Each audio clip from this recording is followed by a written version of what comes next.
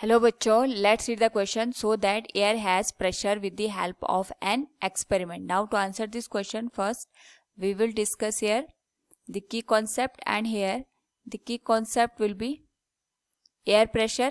तो हमारे पास यहाँ पे जो एयर में मॉलिक्यूल्स प्रेजेंट होते हैं, ये किसी भी सरफेस के ऊपर यहाँ पे प्रेशर एक्सर्ट करते हैं, जिसको हम यहाँ पे एयर प्रेशर का नाम देते हैं. तो किसी भी स्पेस में अगर हमारे पास एयर के मॉलिक्यूल्स ज़्यादा अमाउंट में प्रेजेंट है तो वहाँ पे हमारे पास हाई प्रेशर का रीजन जनरेट हो जाता है.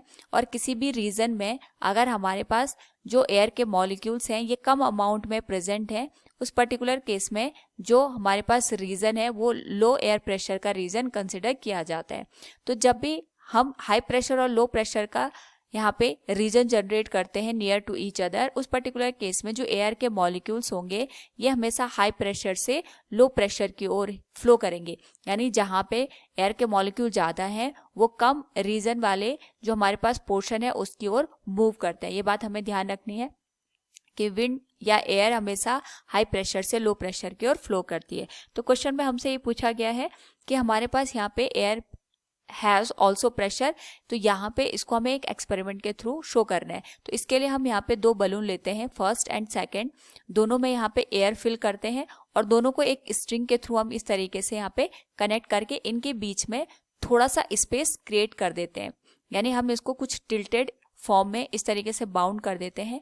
और अब हम यहाँ पे जो ये बीच का स्पेस है इसमें यहाँ पे फूंक मार करके जो इसके बीच की एयर है उसको यहाँ से रिमूव करने की कोशिश करते हैं. तो जैसे हम यहाँ पे इस पोर्शन से एयर को रिमूव करेंगे तो हम देखेंगे कि कुछ टाइम के बाद जो हमारे पास बलून है ये एक दूसरे के कांटेक्ट में आ जाते हैं. ऐसा इसलिए होता है कि जब तक हमने इसको स्ट्रिंग के साथ इस तरीके से कांटेक्ट किया था, जब तक हमने यहाँ पे बाहर से वैक्यूम क्रिएट नहीं किया था इनके बीच में, उस पर्टिकुलर केस में यहाँ का प्रेशर और इसके बाहर का प्रेशर सेम था. यानी जितना हमारे पास प्रेशर लेफ्ट हैंड साइड था बलून के उतना ही राइट हैंड साइड था.